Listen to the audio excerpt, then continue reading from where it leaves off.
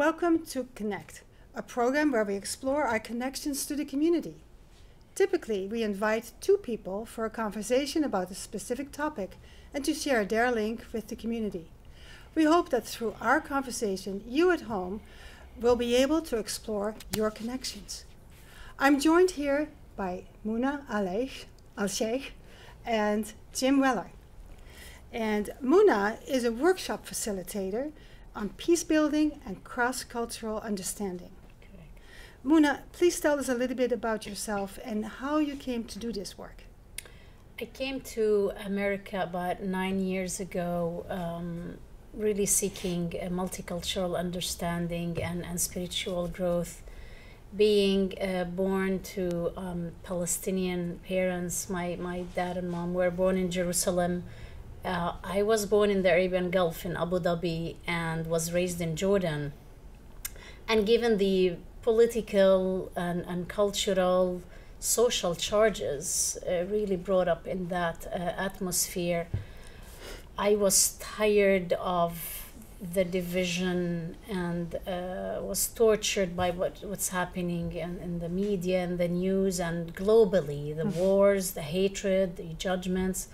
So I decided, I told my family, I think I'd like to further my education, and I ended up in Ohio to study mental health counseling, graduated as a therapist from Cleveland State University, and started really my personal education and growth, mingling with LGBT community whom I had no idea actually, I did not know anything about them. I needed to know a lot about the American culture. I needed to interact with Jewish people as well, whom I never met before, and that given that stereotype, but unfortunately because of what's happening in Israel, so I grew up with the idea that all Jewish people just want to take the Palestinian land and they're not good and all this talk. So I put myself in an environment to really question what I know and listen to the other side. I ended up, because I wanted to further my education and learn more, I ended up in California to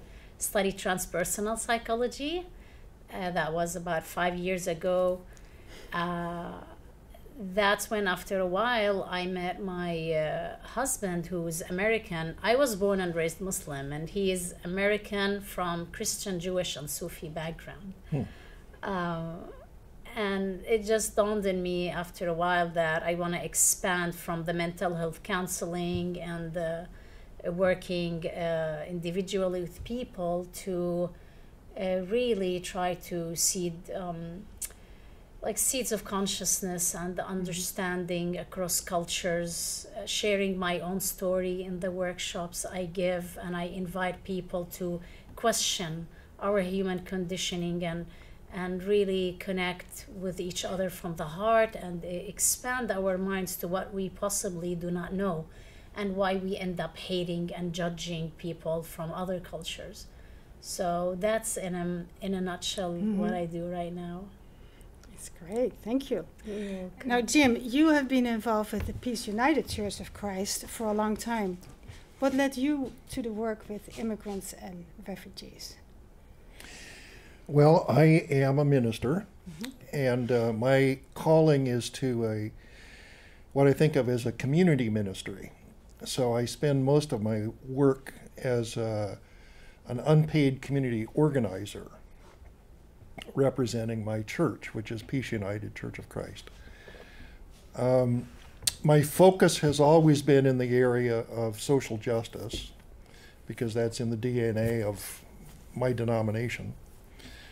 And until the November 2016 election, for a number of years, my work had been in the area of organizing churches and other religious institutions locally to cooperate in better service for the very poor and homeless in the community. So I did a lot of homeless services organizing and bringing churches together and developing organizations all aimed in that direction. But when the election happened,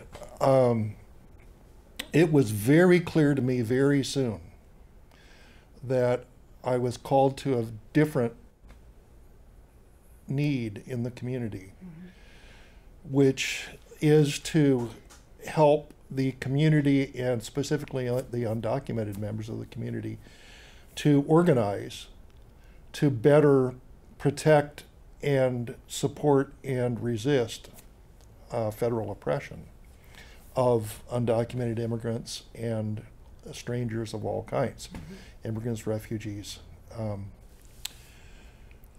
So my first work was organizing my own congregation to take a stance as the first declared sanctuary church in Santa Cruz County.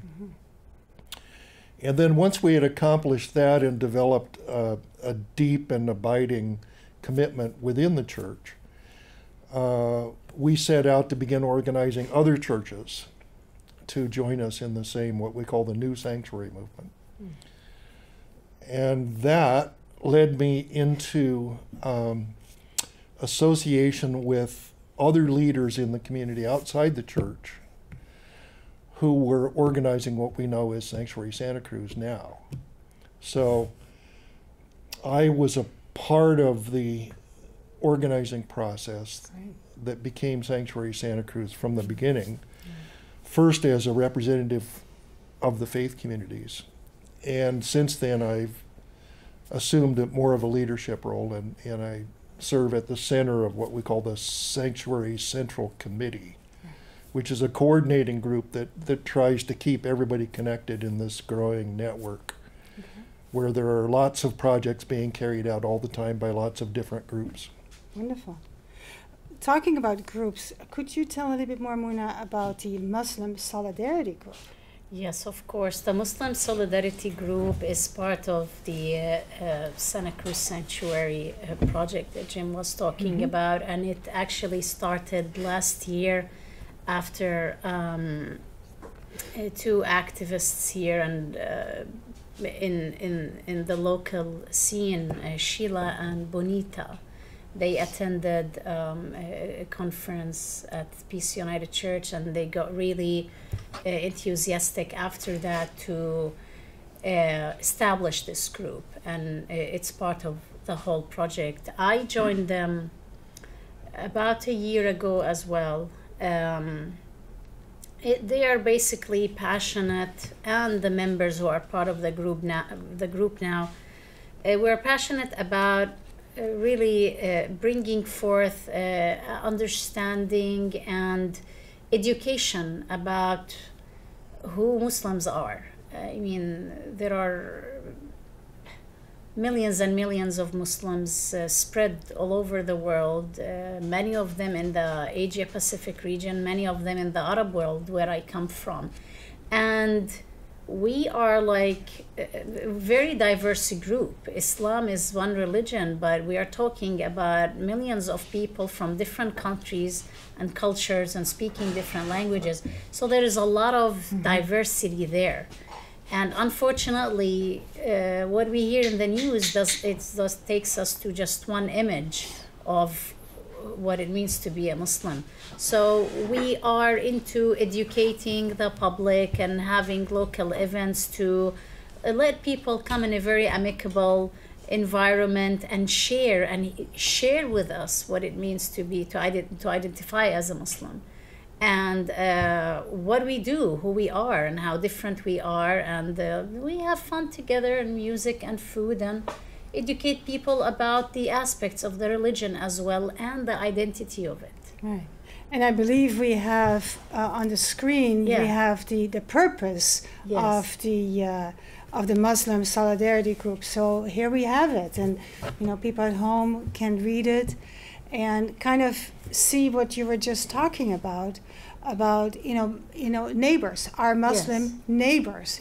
It's the building the bridges, hearing and sharing experiences, and as you just said, informing about the stereotypes and the misinformation. Yes. So it's the work that you do, that you hope to plant the seeds of peace and reconciliation, and that's it's very much connected to the mission statement of the thank group. You. Yeah. So now you last year had in November of 2017, you had this workshop on the voices of Muslim identity, a call for caring and connection. Can you say a little bit more about that? Yeah, it was the group's first event, and it was really a beautiful success. About 200 people from community members showed up. It was in November, graciously donated the place by the Resource Center for Nonviolence. I was one of the panelists.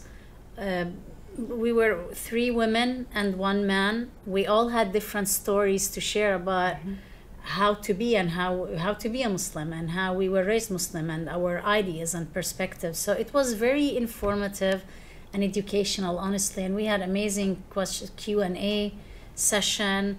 There was food, of course, Middle Eastern food and Sufi music and pieces of art as well that the organizers made sure to show and display for people to see. We are humans and we share with other humans love for music and food and art, and we have a certain, when it comes to religious Muslims, there are certain practices for people who are really into the practice of the religion, and some of them, like in my case, I am not a religious Muslim, but I identify as Arab and Muslim woman because this is my identity, and I shape it in the way I like to show up in the world. So, but I'm still a Muslim and Arab, and I'm Jordanian and Palestinian, and at the same time I'm universal human being and citizen. So yeah, and a Californian now. And now, by the way, it's funny. Actually, today I became a U.S. citizen. Congratulations. Thank you. So it just happened this morning. Just this morning? To swear the oath of allegiance. I'm officially a U.S. citizen. Perfect. Now, talking about U.S. citizens, you know, with the sanctuary movement, and we have the statement of Sanctuary Santa Cruz that we can put on the screen, and maybe we can take a look at that, and maybe talk a little bit more about, you know, your work and that of Sanctuary Santa Cruz to help people that are undocumented and feel ostracized, how you bring them into the community. But let's take a look at the statement, why you were formed. And again, you know, we're talking about neighbors, friends, and fellow workers facing discrimination, harassment. Yeah, well, that's a real good statement. It is a movement of conscience. The whole thing begins with an upwelling of conscientious outrage at the policies being promoted by the Trump regime, and before that as well, but even more virulently since the present regime. And it's also a movement that's about solidarity. So the sanctuary part is creating a community that in many different ways can provide sanctuary and comfort and protection and solace for everyone, especially those who are threatened.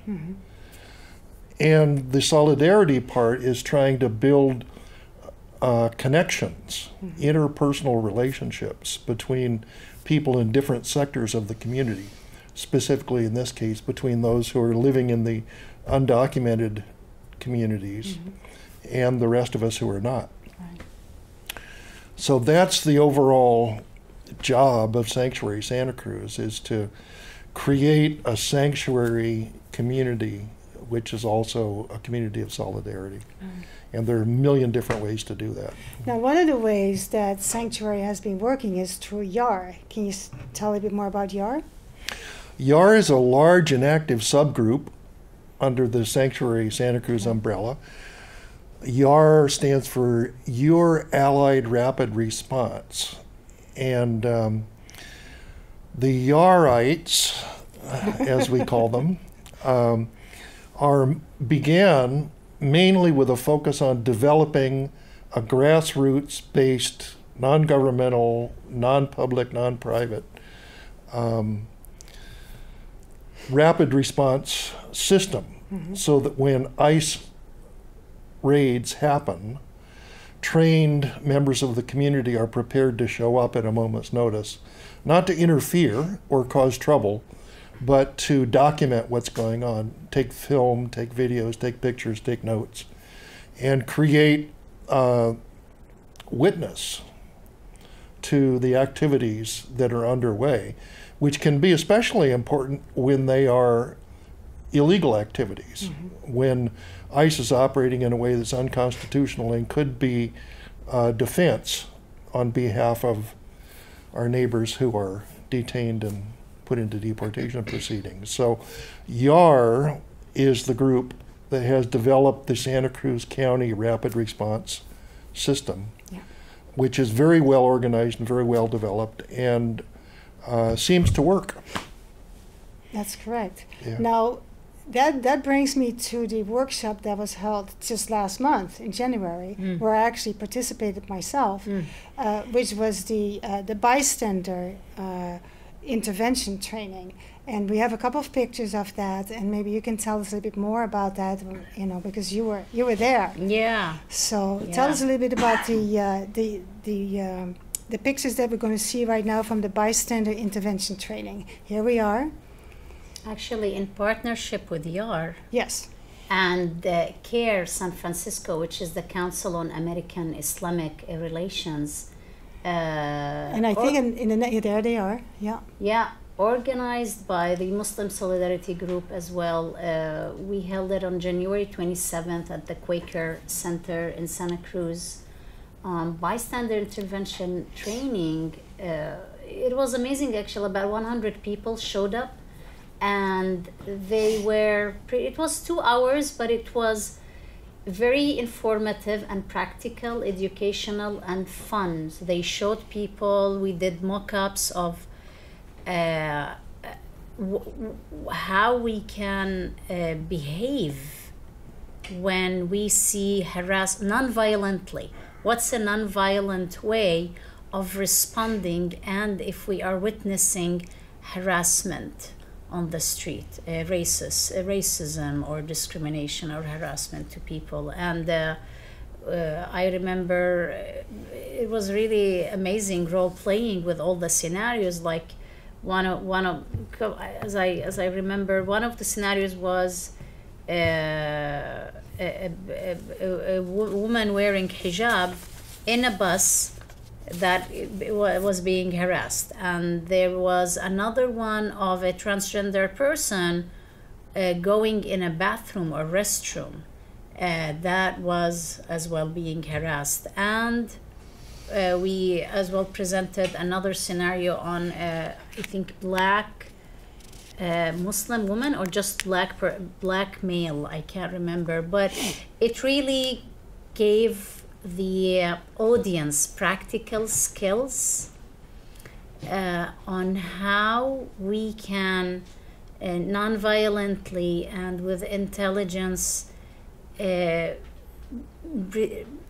stop such acts by not intervening in a violent way towards the attacker. I remember the first one about the woman on the bus. Yeah. Who was harassed by this man, you know, to take her, her bash, the hijab, the head cover, off. Yeah, and actually the solution was so simple. You know, you get nervous. You know, you see something that's intense, and you feel that this person really needs help. Well, instead of just going like, you know, get away from her. No, just like, you know, like let's say you're harassing her. I'll just say, you know, did you have to wait for the bus a long time also? Just have a regular conversation about the bus, you know, and do you think it's going to rain or whatever it is, and ignoring him. And at some point, you know, he may still say, well, she has to, and then I just continue talking with you, you talk with me, we ignore him, and then kind of slowly we walk away from him. Yes. Having this conversation about, you know, the bus and the bus schedule, and I think tomorrow the buses are not riding, you know, whatever we're talking about. And then at some point, the person either gets the message or we just kind of walk away together, and he's gone. It was so simple. Yes. And I thought, you know, I always get nervous. And actually, Yeah. a couple days later, there was a security person at the Galleria, and I was talking with a friend. And this person came up to this young man who was obviously putting his stuff, you know, around all the different bags that he had. And she came up to him and said he had to leave. And so, and I didn't do first what I just said, but so we both said, you know, why does he have to leave? Uh-huh. And no, we said, he's not bothering us. and I don't think, are we bothering you? No, he said, you're not bothering me. And so then we continued talking. She went away and all that. And then she came back, and then she tried to tell him that he was shooting up, which he wasn't. And so then I remembered what I'd heard, and I said, you know, I bet you just want to have a place where you want to put your stuff together, right? Oh, yeah, that's what I want to do. He got what I wanted. And I said, what's your name? And he said, so-and-so. And I said, you know, San Lorenzo Park is right there. You know, there's some benches there, and so if you feel comfortable, that you know, you may want to do it there. So basically, letting this person who is a security guard off the hook in the way she was behaving. I mean, really misbehaving, and giving him the connection of a human being, but still have him maybe go someplace else. So you know, whatever I did. And great, you so acted but on that. I learned that because it has to be so simple, but it took me a little moment. First I told this guard, you know he's not bothering us, which was also okay, but this other thing of connecting with him was better. So I learned it, and then it took me a while, but then I got it. And it really feels good when I am able to help someone not to get in trouble. Because I don't, you know, next thing I would have thought that this young man was going to be on the floor, you know, handcuffed and all that. And we don't need that. And it's the perfect balance between having to confront and maybe get into aggressive interaction with the attacker and being passive or being afraid not to do anything, which many people, unfortunately, automatically we're conditioned like that. Either we get afraid or panic or like, oh, okay, I don't want to deal with this. Or we get into fights with the... So this brought people to have that awareness and practice. Okay, we can do something in the middle and yet it's effective. Right. Yeah.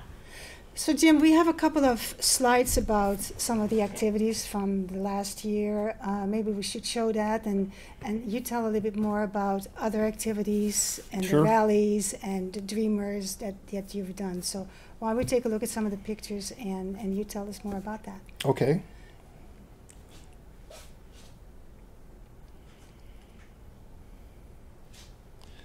I don't know who that is, but it's a great picture of a proud dreamer. Yeah. And there are dreamers showing their colors. I think that was at one of our vigils recently. I think those dreamers are a delegation that went to Washington to lobby for a Clean Dream Act, local kids. And of course that's a vigil at the town hall. Yeah. More, looks like more dreamers. At City Hall, I believe it is. At City Hall, yeah. Yeah.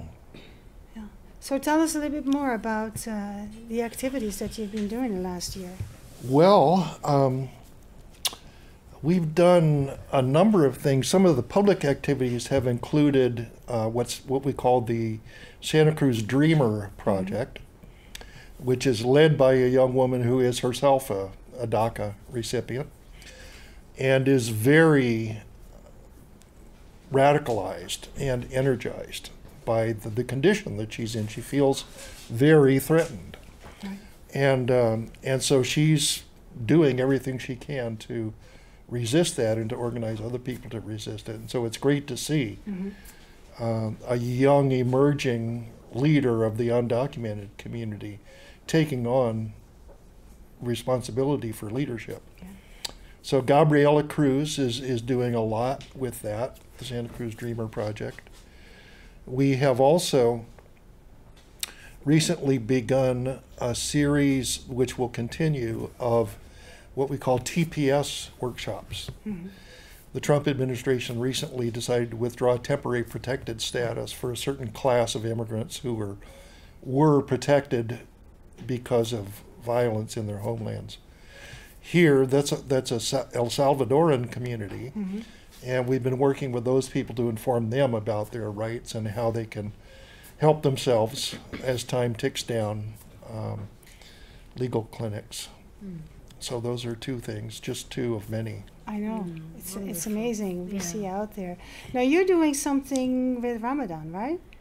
One of the Muslim Solidarity Group's upcoming event is yet to be scheduled, but it's happening early this summer, inviting people from community to sign up to fast in the during the fasting month of Ramadan.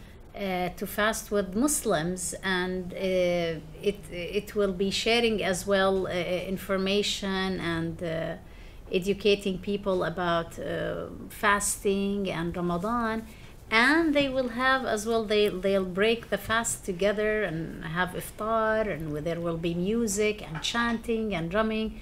So it will be really, I think it will be a full day fun activity.